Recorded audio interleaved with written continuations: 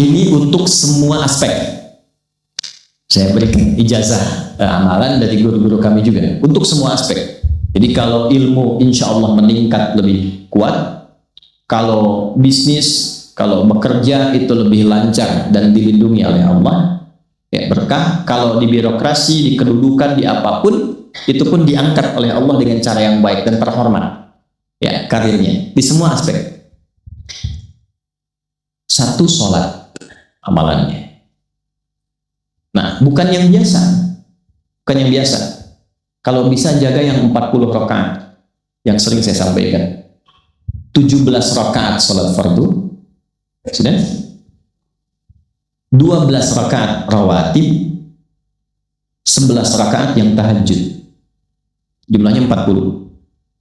Ya. 17 rakaat sholat fardu. Kalau ini wajib. Kalau wajib standar. Ya, mau kaya mau tidak ya sholat 17 rakaat juga, mau pintar mau tidak 17 rakaat juga. Jelas ya? Rumusnya 24 4 3 4. Ya, nomor aksesnya 24 4 3 4. 2 subuh, 4 zuhur, 4 asar, 3 maghrib, 4 isya. Ya, jangan sampai miskol. Kalaupun miskol harus khairayyarah. Ya kan? Bukan syar'iyyarah. Baik, pasti yang miskol muadzin Allahu akbar khairayyarah. Ya. Baru adzan belum qomat syar'iyyarah.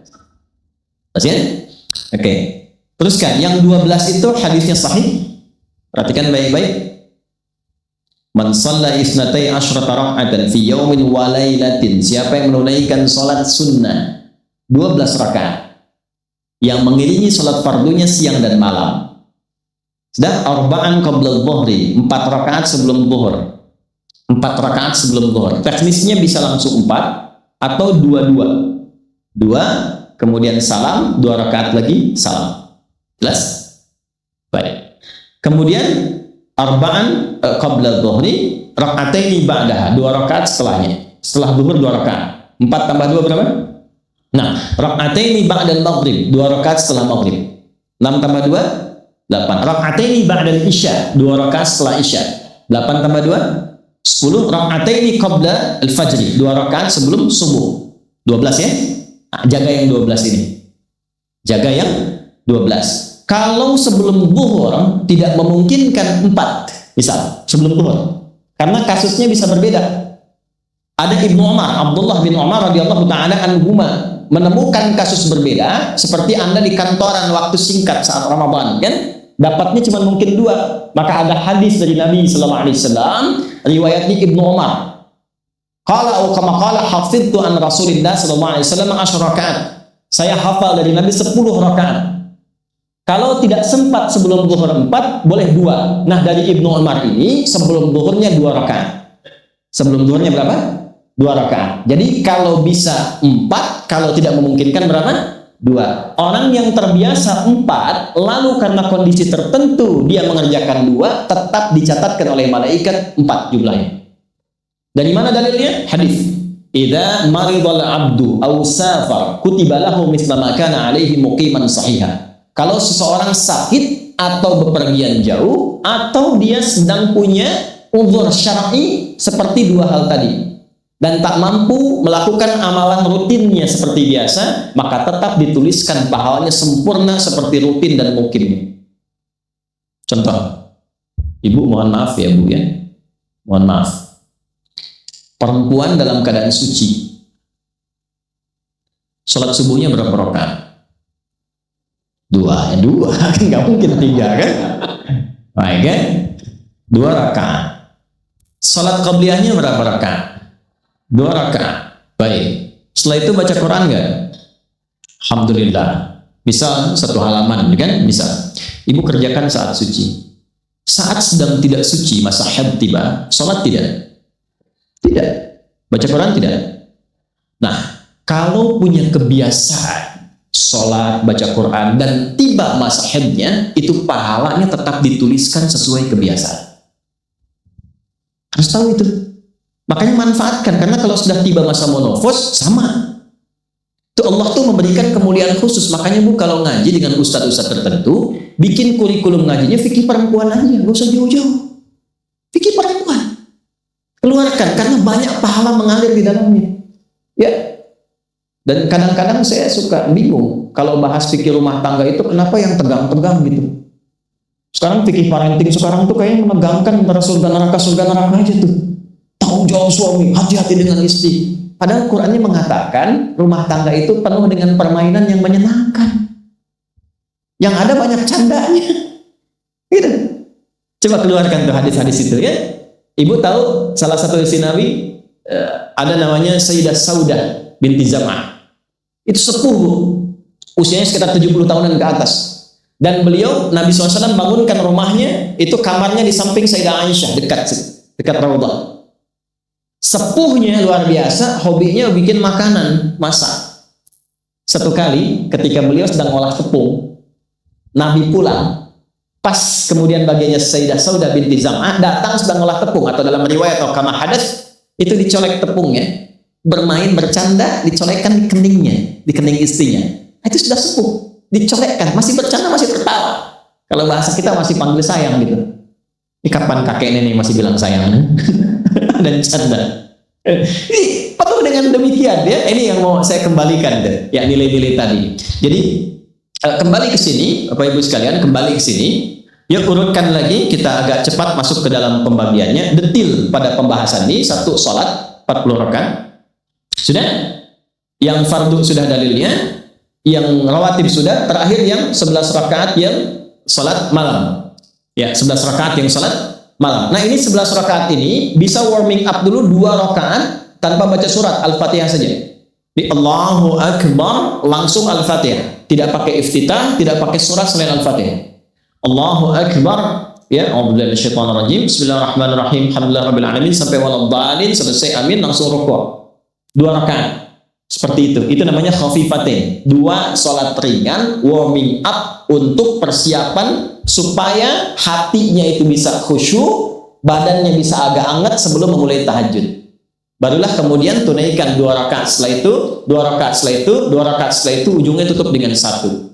Ya, itu riwayatnya ada di dalam riwayat Abu Daud, nomor hadis 1367 dari Ibnu Abbas radhiyallahu taala anhuma. Ya, juga disampaikan dalam riwayat Ibnu Umar radhiyallahu taala anhuma ketika beliau mengatakan dari Nabi sallallahu alaihi wasallam, "Shalatul laili masna masna, fa idza khasya ahadakumul fajra falyutir raka'atan wahidah." Kalau pengen mulai tahajud 2 rakaat dulu sampai merasa enak. Dan tolong ingat ya, tolong nggak usah panjang-panjang dulu suratnya. Untuk berlatih 11, mulai dengan 2 dulu. Kalau belum sempat 11, 2 dulu. 2 rakaat aja, tolong mohon jangan paksa tambah 2 rakaat. Itu pun bangunnya jangan terlalu malam. Jangan terlalu awal malam. Subuh jam berapa sekarang? Terjadi perbedaan pendapat. Oke, 4.25 lah ya. Bisa. 4.21, 4.20 lah. Pas ya. Bisa. Kita ambil tengah-tengah 4.20. Sudah. Bangun 4 kurang seperempat. Jam 4 kurang seperempat, karena hadisnya mengatakan ada persiapan sebelum wudhu.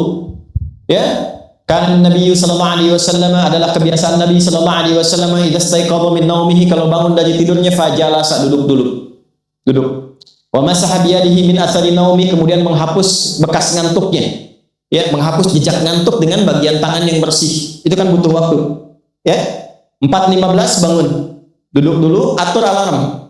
Ya, alarm mungkin ya 3.15, 3.30 ya, kemudian jam 4 terakhir. Alarm pertama untuk mematikan alarm kedua siap-siap, alarm ketiga sadar. Ya, kan begitu kan? Ya. Ya begitu, itu rumusnya. Nanti kalau sudah ayat tahajud masuk Al-Isra nanti saya jelaskan. Itu ada isyaratnya di Quran. Bukan isyarat alarm ya, tapi isyarat perjuangan kita untuk bangun. Jadi 4 kurang 15 itu adalah persiapan supaya jam 4 bisa wudhu. Ya, begitu jam 4, thumma dhahaba ila syinin mu'allaqah, pergi ke tempat kemudian berwudu, tempat tertutup, wudu, selesai, balik lagi, kan 4.20 adzan kan? Misalnya 4.10 mulai sholat. Kalau 2 rakaat kan nggak lama-lama. 5 menit, witirnya 1 menit, 3 menitnya istighfar, nunggu subuh. Ya, bacanya jangan tinggi-tinggi. Al-Falaq, An-Nas, witirnya Al-Ikhlas. Besoknya Anda sudah bosan 4 rakaat. Ad-Duha, Al-Insyirah, Al-Falaq, An-Nas, Al-Ikhlas. Besoknya terus sampai bosan, tambah 6 rakaat sampai konsisten 11. Jelas? Mulai dengan seperti itu, 11 tambah 12, kan berapa? 23 tambah 17, 40. Tolong jaga ini, selama hidup tunaikan aja. Kalau tidak percaya, silahkan coba, nanti lihat apa perubahan yang terjadi dalam kehidupan. Demi Allah saya katakan silahkan coba. Yang kedua Al-Quran. Yang kedua apa? Al-Quran. Kan ada 3 tadi ya? 1, sholat. Kedua, Al-Quran. Jangan lewatkan 1 hari tanpa baca Al-Quran. Walaupun hanya 1 ayat. Walaupun hanya 1 ayat. Walaupun keterlaluan sih 1 ayat itu. Ya. Alif Lam Mim. Pesan-pesan kan 1 ayat. Nun. Okay. 1 halaman. Nah, biasanya begini, semakin banyak dibaca, semakin terjadi perubahan yang berbeda. Kalau ingin nguji begini, hari ini baca 1 halaman, besok baca 2 halaman. Nanti lihat perubahan yang terjadi antara hari ini dengan besok. Pasti ada pengaruh. Paling minimal, Allah akan jaga keadaan diri kita dari berbagai bentuk kegelisahan. Semua tenang aja. Ada masalah apapun, kasih ketenangan, kasih ketenangan. Dan ketenangan itu paling mudah melahirkan solusi. Jelas? Oke, 2, Al-Quran. 3 kira-kira apa? 3 apa kira-kira? 3, jaga wudhu. Apa kayak jaga wudhu? 1, sholat. 2, Al-Quran. 3 apa? Jaga. Apa dampak psikologisnya jaga wudhu? Tidak ingin batal wudhunya. Kalau orang tidak ingin batal, maaf kalau kebanyakan bohong batal tidak. Maksiat, itu batal maknawi. Makanya orang punya wudhu itu pasti kalau dia selalu jaga wudhunya akan terjaga dalam kebaikan. Karena fungsi wudhu salah satunya mencegah maksiat. Itulah sebabnya setelah wudhu kita doa taubat. Coba selesai wudhu kok taubat.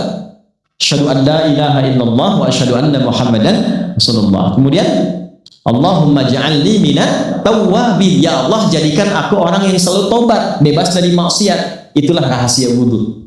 Salah satunya menjaga seseorang dari perbuatan maksiat. Ya, tidak bermaksiat, jaga wudhu. Saya itu banyak bercanda dengan keluarga, termasuk anak-anak. Bercanda terus, tapi serius dalam 3 hal. Salat, Quran, dan jangan pernah bermaksiat. Itu kalau anak saya itu pegang, Bu, Pak, ini cerita aja ya, pegang mushaf nggak benar aja, itu bisa saya lempar dari jauh. Minimal saya teriaki. Pegang mushaf nggak benar, bukan nggak baca, pegang mushaf. Misal mushaf harusnya begini, misalnya dia pegang begini, atau taruh di atas paha kaki siapa, itu bisa saya lempar dari jauh. Perbaiki. 3 itu serius. Ya, karena itu adalah sesuatu yang bisa merubah kehidupan kita, dan itu yang paling memuliakan kita dan dimuliakan kita dengan itu. Itu poinnya. Tapi yang lain kita bisa bercanda. Sholat, jangan main-main. Karena itu inti kebahagiaan hidup kita. Dan maksiat, itu yang paling fatal mengantarkan pada, maaf, kehidupan akhirat yang buruk. Neraka itu kan karena maksiat. Nah, 3 itu ya, tolong jaga, nanti lihat perbedaannya. Silahkan bedakan.